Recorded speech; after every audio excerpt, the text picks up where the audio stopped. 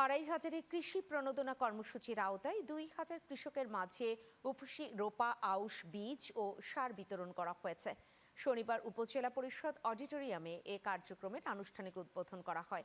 অনুষ্ঠানে প্রধান অতিথি হিসেবে উপস্থিত ছিলেন নারায়ণগঞ্জ ২ আসনের সংসদ সদস্য নজরুল ইসলাম আজাদ।